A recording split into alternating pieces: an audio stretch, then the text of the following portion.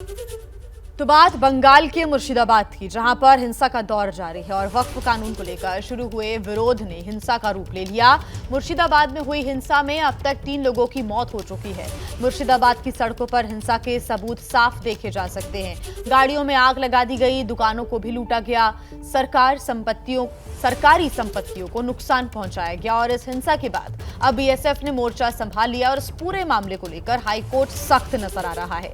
इन हालातों पर काबू पाने के लिए पुलिस और बीएसएफ के आला अधिकारी मौके पर मौजूद हैं, सड़कों पर उतरे हुए हैं, नजर रखी जा रही है और संवेदनशील इलाकों में पेट्रोलिंग और गश्ती को भी बढ़ा दिया गया है। साथ ही बैकअप भी यहां पर रखा जा रहा है। जो बीएसएफ की तमाम कंपनियां हैं उनको अलर्ट पर रहने के निर्देश दिए गए हैं। मुर्शिदाबाद हिंसा में पुलिस का भी बड़ा एक्शन हुआ है, सामने आया है। ये जानकारी मिल रही है कि हिंसा से जुड़े 150 लोग अब तक गिरफ्तार कर लिए गए हैं। पुलिस की तरफ से यह बयान भी दिया गया है।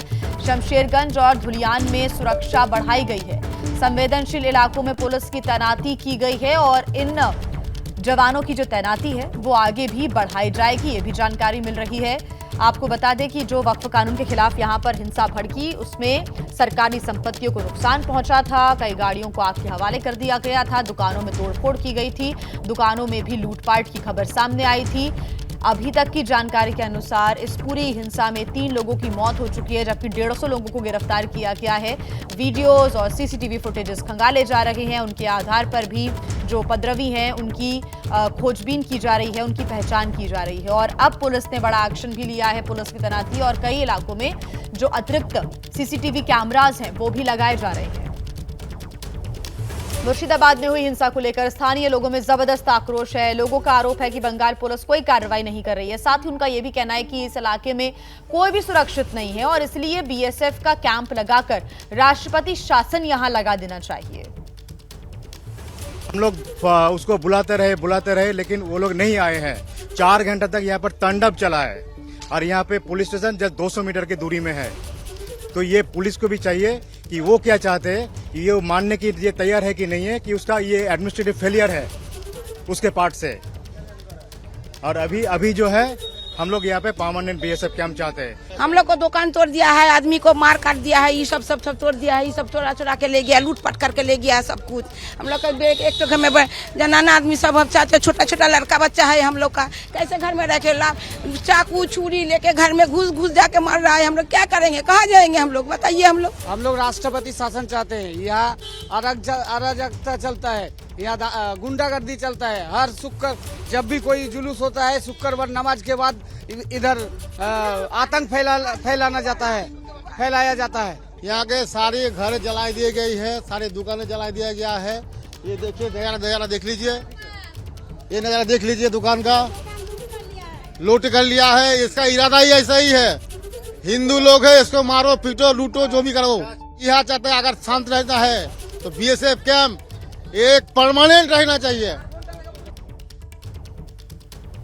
तो मुर्शिदाबाद में हुई हिंसा को लेकर सियासत तेज हो गई है, लगातार बयानबाजी हो रही है। केंद्रीय मंत्री गजेंद्र सिंह शेखावत का कहना है कि बंगाल में तुष्टीकरण की राजनीति हो रही है। तो वहीं टीएमसी नेता मदन मित्रा ने बीजेपी पर भड़काऊ बयानबाजी पर हिंसा करवाने का भी आरोप लगाया है।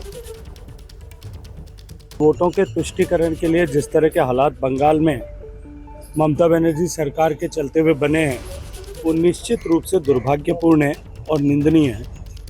उसने बंगाल को जलने के लिए और बहुसंख्यक हिंदू समाज को भुगतने के लिए छोड़ दिया है। ये एक बार फिर आज़ादी से पहले जिस तरह की व्यवस्था बंगाल में हुई थी, बंगाल विभाजन के समय हुई थी, एक बार उसका पुनर्स्मरण कराता है। लेकिन मैं ऐसा मानता हूँ कि अब जिस तरह की चेतना व्याप्त हुई है, ये गुंडागिर्दी आने वाले चुनाव के बाद में शायद बंगाल को इससे मुक्ति मिलेगी। अमित मालव्य या बीजेपी का कोई बाखाड़ी करता, वो लोग ये नहीं समझते हैं कि उन लोग का भी कुछ जिम्मेदारी है। उल्टा सीधा बात करके देश में बंगाल में झंझट लगाने चाहते हैं। और ममता बनर्जी कभी बंगाल को, पाकिस्तान तो छोड़ दीजिए, बंगाल को सारा देश की नहीं बल्कि बंगाल को नाम सारा दुनिया में पहुंचने के लिए जंग लड़ रहे हैं। ये जो थोड़ा बहुत झमेला होता है इधर उधर, इसके लिए जिम्मेदारी सेंट्रल गवर्नमेंट की है।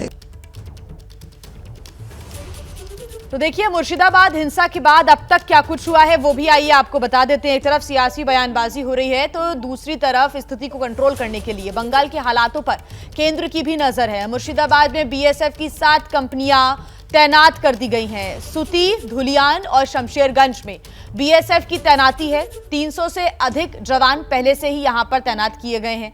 केंद्रीय रिजर्व पुलिस बल की भी यहां पर तैनाती है और हिंसा के आरोप में 150 से अधिक लोग अब तक गिरफ्तार किए जा चुके हैं। जो हिंसा भड़की उसमें 3 लोगों की मौत की जानकारी मिली, कई लोगों को चोट आई है, कई पुलिसकर्मी भी इस हिंसा में घायल हुए हैं और अब ये जानकारी मिल रही है कि और भी जवानों की तैनाती की जा सकती है, क्योंकि केंद्र की भी नजर है पश्चिम बंगाल पर। केंद्र भी लगातार इस पूरी घटना पर नजर बनाए हुए है।